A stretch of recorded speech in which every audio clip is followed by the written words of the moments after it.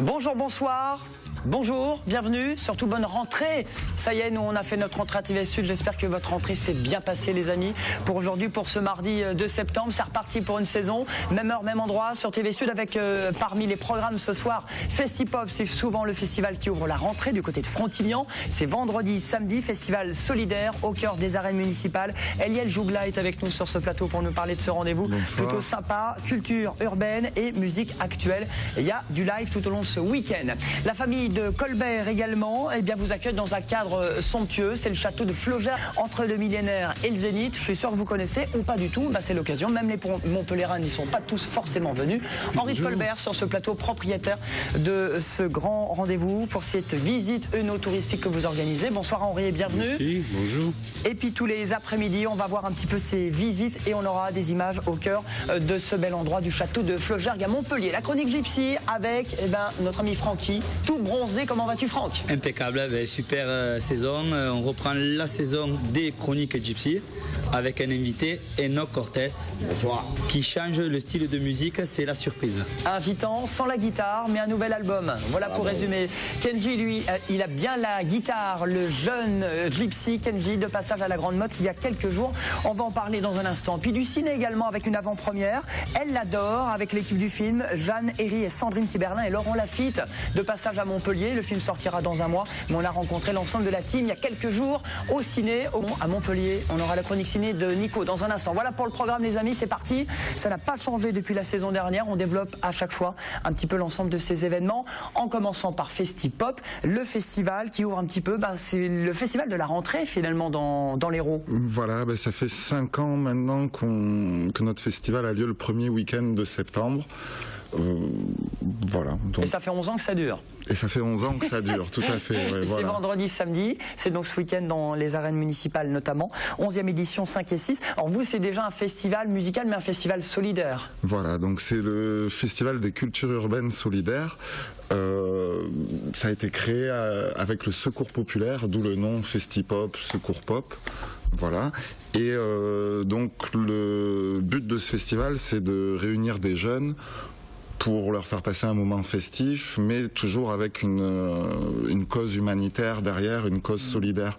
Donc cette année, ainsi que l'an dernier, tous nos bénéfices servent à créer des puits d'eau potable dans les hauts plateaux de l'Atlas au Maroc. Voilà. Un projet humanitaire et l'objectif a été atteint grâce à la solidarité, parce que l'entrée est payante et le but après c'est de financer tout l'ensemble de ces projets. Là c'est un projet donc solidaire et puis également une programmation musicale pendant 2 jours, 2 soirs. Donc c'est une programmation musicale sur 2 soirs et 2 scènes et avec plein d'animations de culture urbaine, donc du BMX, du skate, du graffiti, du slackline, des cracheurs de feu, des jongleurs, voilà. Et la musique qui va avec, mariée forcément, en quelque sorte. Voilà, oui. Donc il y a 2 scènes musicales et on a plein d'artistes programmés, dont Barrington Levy qui est une tête d'affiche, une des légendes du reggae. Qui est même la tête d'affiche de votre événement. Voilà, oui. On a DJ Vadim également. Voilà, qui est donc lui un DJ d'origine russe, comme son nom peut le laisser paraître. C'est pas DJ Vodka, mais Vadim quoi. Voilà. Et il est donc lui, il était signé chez Ninja Tune, un label anglais très connu. Et voilà, donc lui il est plus dans le hip-hop que dans le reggae, mais il vient nous présenter son nouvel album Dubcatcher, qui est un album crossover entre le reggae et le hip-hop. Et Capital Letters également qui sera là. Capital Letters, donc ça c'est un vieux groupe de reggae qui n'a pas joué depuis 30 ans et c'est leur 3e concert, donc c'est quelque chose d'assez unique et inédit qu'on peut avoir au Festipop cette année. Alors les concerts c'est le soir et en journée il y a également des animations. Les cultures urbaines sont en même temps que la musique, comment ça se passe? Les cultures urbaines se passent le soir, donc on a installé une piste de BMX avec des lumières du coup pour qu'ils puissent faire des figures pendant la nuit.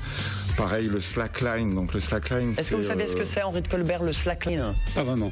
C'est le nouveau nom pour définir les funambules. En fait, c'est des funambules, mais au lieu d'être sur juste un câble, ils sont sur une bande qui fait 4 cm ou 3 cm. Donc mieux vaut avoir 20 cm si on se casse la gueule plutôt que d'avoir 300 mètres. 10 mètres de haut. 10 mètres, c'est déjà pas mal. Ils sont au-dessus du public. Ils passent au-dessus du public sur leur câble. Bon, ils sont accrochés quand même. Hein. Ils ont une bonne assurance vie, voilà.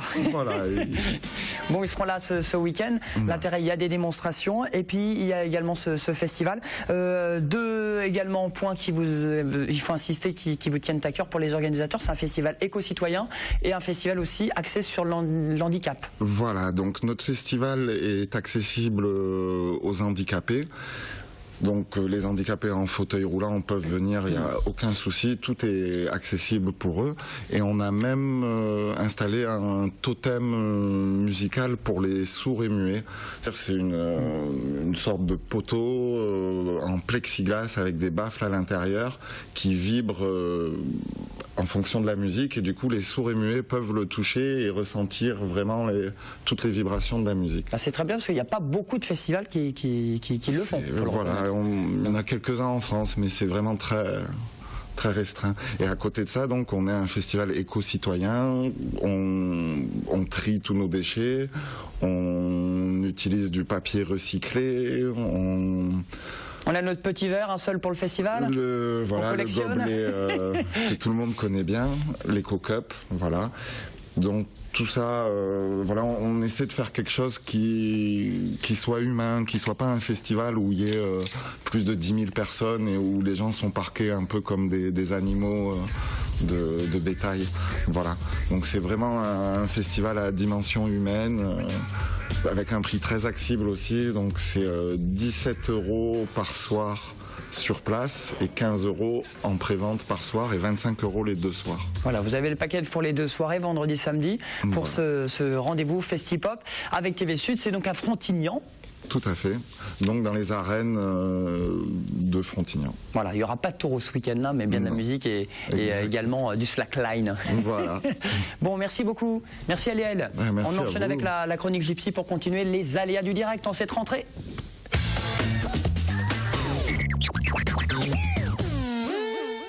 Alors, dans un instant, l'interview de Kenji. On va faire connaissance avec ton invité Enoch. Mais d'abord, peut-être une info sur toi. Bien sûr, voilà. Vendredi 5 septembre, à la Passerelle, nous faisons un petit concert avec des guitares authentiques autour des tables. Nous revenons à l'authenticité. Nous avons joué toute la saison avec des micros, des enceintes, tout ça. Et là, on revient carrément aux traditions avec une soirée 100% gypsy authentique. Autour des tables avec Los Niños de la Noche, bien sûr. Et aujourd'hui, je viens avec Enoch Cortés. Bonsoir à tout le monde. Voilà. Qui est manouche, qui n'est pas gitan catalan. Lui, il a perdu la guitare en partant. Un petit peu, on va dire. Est-ce qu'il l'avait déjà, cette guitare? On l'a tous un petit peu, mais c'est vrai qu'effectivement, je l'ai perdu en cours de route, on va dire. Donc on vous définit comme rappeur gypsy? Rappeur manouche, voilà. Je suis le chanteur de la Manouche Families. Voilà. C'est la première fois d'ailleurs, un rappeur qui fait de... Tu connaissais Franck? Bien sûr, je l'ai rencontré par rapport à un ami à moi qui s'appelle Patrick, donc un autre gitan. Il se connaissait, il était de Montpellier au départ et après il est parti sur Saint-Etienne, c'est ça? Ah, bravo. Et donc, pour un peu dire, voilà, les gitans font de la guitare, mais aussi font un autre style de musique. Une fois, on a eu Ruiz, qui était de Alès, qui fait du slam, lui fait slam. C'est un gitan qui fait du slam. Et nous avons aussi Enoch, qui lui fait du rap. Donc les gitans s'ouvrent au monde un peu dans toutes les musiques. Et je voulais présenter Enoch dans cette branche-là de rappeur qui fait quand même 240 000 vues sur YouTube sur son dernier clip. Ouais, Calibre 12, ouais. Calibre 12, donc... Regardez d'ailleurs. Et c'est leur moyen d'expression, même sans la guitare. On vous l'a fermé, vous, justement, Enoch, en disant, ben voilà, je suis rappeur, manouche. Voilà, je m'affirme parce qu'en fait, si vous préférez, voilà, comme voilà, il y a. Vous bouleversez un peu la tradition, je veux dire. Complètement, je bouleverse. En fait, je voudrais m'expliquer en plus sur ce sujet-là, c'est que c'est vrai que beaucoup chez les gitans catalans, la guitare c'est plus accessible. Nous, on est un peu plus en retrait, on va dire, les voyageurs, les manouches, les Sinti, enfin, de ma communauté à moi, on est un peu plus en retrait, on est moins mis en avant, quoi. Et donc, parce qu'on a plein de problèmes, vous savez, pour sur les places désignées, pour avoir des places désignées. Il faut savoir que chaque commune est censée, de 5000 habitants, est censée avoir une désignée. Donc je fais des clips un peu choc, on va dire. Parce que ça parle pas de la paix, ça parle quand même de la drogue, la guerre, du sexe, de l'alcool. De guerre, parce qu'il n'y a que comme ça, monsieur, c'est malheureux à savoir, hein, c'est qu'il n'y a que comme ça pour se faire entendre, ben, il faut crier. Il faut crier fort, faire montrer des images chocs pour qu'on puisse... Enfin, vous m'avez invité pas pour ça, hein, sur le plateau, d'ailleurs je vous en remercie, mais pour se faire connaître, c'est malheureux, ben, il faut faire un peu choquer l'opinion publique. C'est ce que j'essaie de faire, tout simplement avec mes clips, pour faire montrer, vous savez, souvent on est catalogués comme des gitans, enfin surtout nous, les voyageurs, ceux qui voyagent, parce que nous on est en camping, mais on voyage, on est souvent catalogués comme voleurs, enfin des brigands, on a des beaux véhicules, on a des grosses Mercedes, des gros campings, comment on fait? Il faut savoir que dans notre communauté, il y a que des registres du commerce, que des gens qui travaillent, que des commerçants. Il faut savoir, souvent on nous dit, mais vous avez des voitures à 60 000 euros, des campings à 30 000 euros, ça fait 90 000 euros, et on parle beaucoup d'argent, vous savez, on nous montre du doigt, en sachant qu'une maison, ça vaut 150 000 euros. Nous, on n'a pas de maison.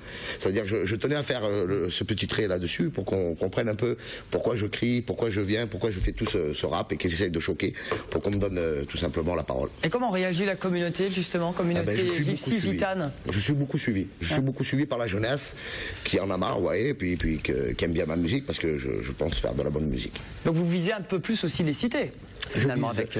Les cités, les places désignées, enfin toute ma communauté, quoi. Il est quand même, regardez, je regardais tous ces clips, c'est des 60 000 vues, des 100 000 vues. C'est quand même, il y a un réel public derrière sa musique, quoi. Et puis il y a un nouvel album. Et son nouvel album. Voilà. Il est vendu 10 €, bien évidemment. Alors, si vous le voulez, venez sur Facebook le commander, n'hésitez pas.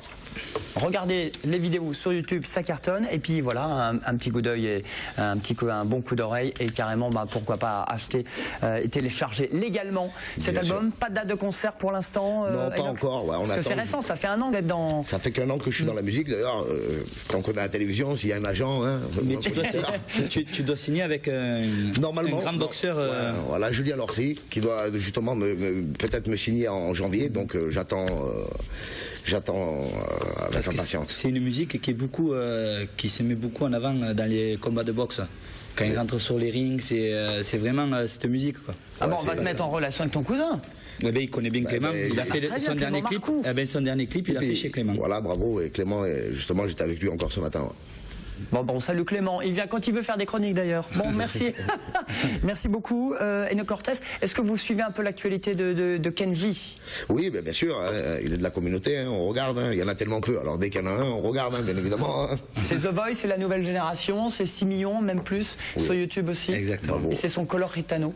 Exact. Et Kenji, il était de passage à la Voile Bleue la semaine dernière à la Grande Motte, plage du Grand Travers, pour une émission une émission radio. Puis on l'a rencontré justement, il adresse d'ailleurs, il parle un petit peu de la communauté du sud de la France. Kenji, morceau choisi, c'était la semaine dernière à Montpellier, à la Grande Motte.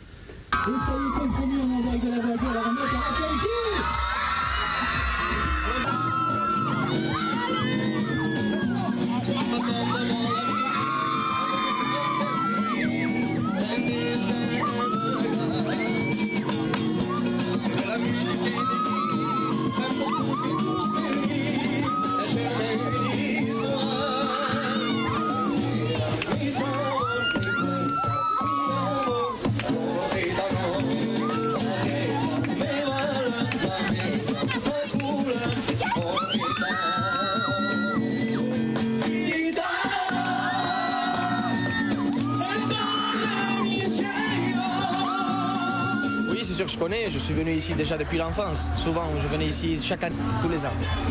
Alors, il y a une communauté gypsy, gitane importante entre Arles, Montpellier, Perpignan. Tu es un petit peu aussi chez toi? Oui, aussi, mais bon, ça fait vraiment plaisir parce que c'est vrai qu'il y a la communauté qui me soutient aussi, mais il n'y a pas quand même eux aussi, il y a les gens de la ville aussi d'origine qui ont toujours été aussi de Montpellier. Voilà, moi je passe un message à tous les gens du sud carrément, pas que Montpellier, parce que le sud c'est quand même, j'adore, je suis plus souvent ici que chez moi parce que moi réellement j'habite à Bergerac, mais je suis toujours dans le sud, que ce soit Montpellier, Perpignan, mais les gens ici sont adorables. Alors un petit message pour eux, je vous adore à tout le monde, que ce soit votre ville, votre copains. Et comme vous, votre cœur ici, les gens, ils sont parfaits.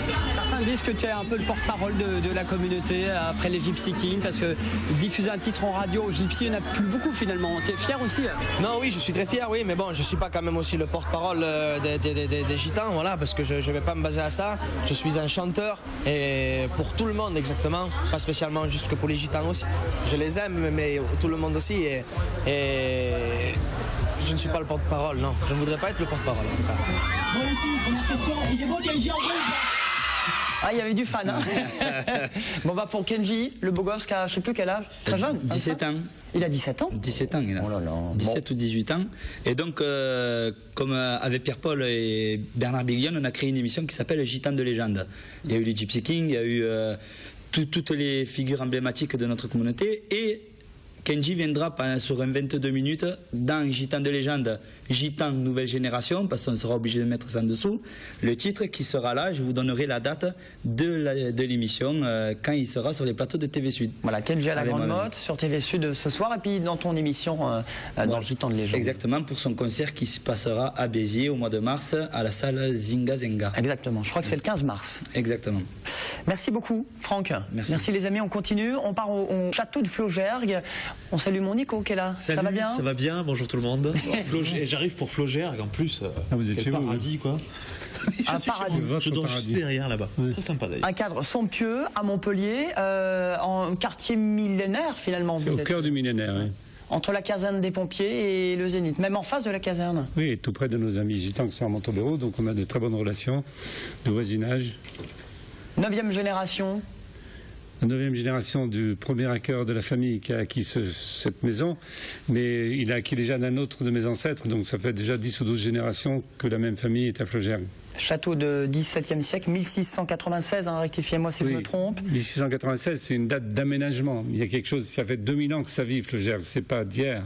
1696, ça a été acquis par Étienne de Flaugergue, ça a été transformé dans ce qu'on appelle à Montpellier une folie, et c'est vivant depuis. Donc c'est un lieu où il y a du passé, mais on vit le présent et on prépare l'avenir.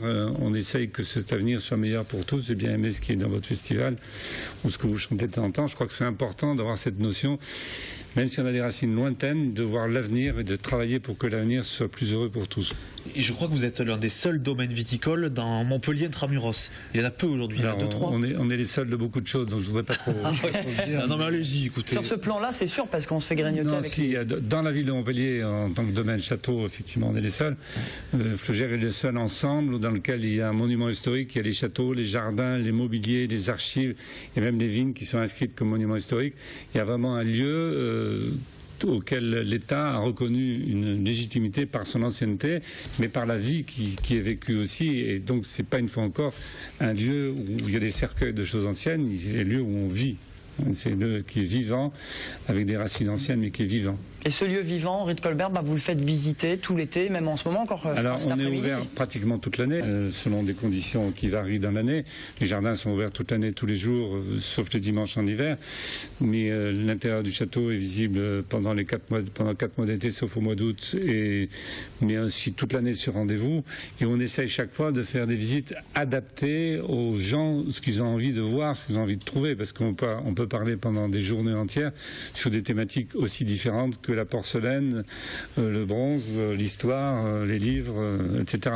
Bon, je disais des visites œnotouristiques parce qu'on parle quand même de château, on le visite, le parc aussi, les jardins aussi, oui, le vignoble, il y a une trentaine d'hectares. Les vignes font partie du jardin. Les vignes sont un ensemble très important des jardins et une vigne, ça se cultive comme un jardin réciproquement. Et l'ensemble de l'entreprise Flaugergue est là pour transformer la nature en beau et en bon pour le plaisir des gens qui viennent nous voir ou ceux qui viennent nous déguster. Une fois qu'ils ont emmené des bouteilles de Flaugergue, ils peuvent les emmener chez eux. Donc l'entreprise Flaugergue, c'est un lieu où on essaye de rendre les gens heureux avec un plaisir partagé à partir du beau et du bon qui est généré chez nous.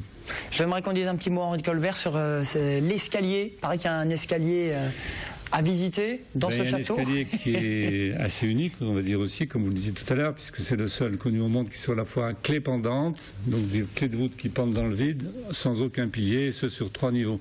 C'est quelque chose qui se faisait ailleurs avant, mais qui a été sublimé à Montpellier comme nulle part ailleurs. Et ça, vous l'expliquez à travers vos visites, je crois, du mardi au dimanche. Les visites, c'est tous les jours actuellement sans rendez-vous. Et puis après, c'est sur rendez-vous toute l'année. Donc on peut visiter Flogère un peu toute l'année selon ses moyens, selon sa disponibilité. On peut goûter du bon vin, c'est le but aussi. Parce qu'après, on déguste et on peut acheter. Viticole, qui a eu la chance d'être repéré comme meilleur vin de France il y a maintenant une vingtaine d'années avant Cheval Blanc. Voilà, donc on a une tradition de culture de la vigne qui nécessite aussi beaucoup de travail de l'homme, et c'est de la nature, c'est notre travail. Donc pour ça, c'est très important. Et la vigne est un élément culturel de Flogère fort. Bon, la vigne, les produits artisanaux, il y a un resto également où on peut déjeuner à midi. Il y a un restaurant qui est ouvert tous les jours à midi de la semaine. Très original, on ne sait jamais à l'avance ce qu'il va y avoir. On essaie d'avoir un bon rapport qualité-prix, mais c'est là aussi cette même motivation de rendre les gens heureux. C'est vrai que les gens qui sont là passent un bon moment. C'est combien de menus, Henri? Pardon? Le menu du jour, il a combien? Le menu du jour, je crois que c'est avec trois plats, enfin un plat, une entrée, un plat, un dessert, c'est autour de 20 euros. Voilà. Et très correct. Ça me paraît correct, mais on a surtout la chance d'avoir un très bon chef qui s'appelle Thierry Alix. Et voilà, et puis une équipe de service qui fait que non seulement ce qui est proposé est correct, mais la façon dont c'est servi est faite avec beaucoup d'amabilité. Et je pense que ça, c'est important dans le plaisir qu'on essaie de procurer aux gens qui viennent nous voir. Bon, des visites guidées en conclusion, 2 dates également, 3, c'est demain, et le 11 septembre au château de Flogère. Alors en fait, les dates, il y a des animations toute l'année, de spectacles, de danse, d'expositions, de musique. On a eu les Gypsy Kings qui sont venus aussi chez nous, et de différents types de musique. Là, il se trouve que pour la rentrée, il y a aussi différents publics qui sont repérés chez nous, qui sont handicapés ou pas handicapés, différents publics de différents âges. Demain, c'est un spectacle le 3 septembre, destiné en particulier aux enfants, mais les adultes qui accompagnent passeront un bon moment aussi, dans lequel il y a un triple temps. Le premier temps, c'est de jouer dans le parc avec des jeux géants, et ça, c'est pour les enfants. Ensuite, il y aura un goûter, bien entendu, pour les enfants et leurs accompagnants. Et ensuite, il y aura un spectacle de magie par la compagnie Les Gimules, qui est une excellente compagnie qui fait de la magie, et là, pour la thématique du verre, donc qui est particulièrement bien placé à Flogère, comme chacun sait, verre qu'on essaie de ne pas jeter après. Voilà. Merci beaucoup. Rendez-vous au château de Flogère. Alors, il y a le 11 aussi. Il y a surtout le 11 septembre. Le 11 septembre, il y a un grand spectacle en hommage à Frédéric Mistral. Frédéric Mistral, dont la mort est un centenaire de sa mort. Ça sera animé par Roland Pécou, qui est spécialiste des poètes provençaux. Max Rouquette, Frédéric Mistral et d'autres. Frédéric Mistral, pour parenthèse, a été prix Nobel de littérature en 1904. Et ensuite, il y aura des chants, il y aura des opéras, il y aura des chants passionnés de Provence, d'Aubanel et autres, par la troupe des Impromptus, qui exécutera tout ça pour le plaisir de tous ceux qui viendront nous voir. Henri de Colbert, merci d'être venu sur le plateau. Merci de nous avoir accueillis, et on sera ravis de vous accueillir tous quand vous voulez. Allez, on termine avec la chronique ciné de Nico.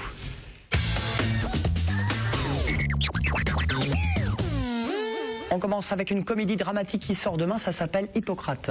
Hippocrate, alors pas dramatique, pour le coup on va bien rigoler, mais c'est vrai qu'il y a un petit côté drame, Julien, je te l'accorde. J'ai vu ça sur Allociné. Non, c'est bien, il ne faut pas toujours aller sur Allociné. C'est avec Vincent Lacoste, c'est sûr ça va être un succès, parce que c'est un bon film. Hippocrate, c'est évidemment le serment sur lequel les médecins doivent jurer avant de prendre leurs fonctions. Vincent Lacoste qui joue un peu à la cool, un peu désabusé, qui est un super acteur qu'on a découvert dans Les Bosses.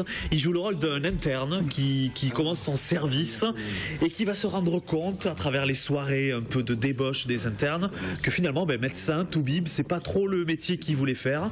Il a un collègue avec lui qui lui a des problèmes parce qu'il est étranger et il veut devenir médecin en France. C'est un super film où on rigole, mais effectivement on croise pas mal la mort dans ce film, donc c'est aussi un sujet assez grave, mais c'est un super film, Hippocrate, à voir cette semaine. À voir également Maintenant ou jamais, avec un très beau rôle de Leïla Bekti. Exactement, Leïla Bekti et Nicolas Duvauchel qui jouent un duo génial dans ce film. C'est l'histoire d'une mère de famille, elle a des petits problèmes avec sa maison qu'elle doit payer, et un jour dans la rue elle se fait bousculer par un voleur qui lui vole son sac. Et arrivé à la police, on lui demande de choisir entre plusieurs personnes. Alors lequel c'est qui t'a volé ton sac? Elle réfléchit, puis elle se dit tiens, c'est personne en fait. Pourtant, le voleur est bien là. Et en fait, elle va aller retrouver ce voleur et elle va lui proposer de faire un braquage de banque avec elle.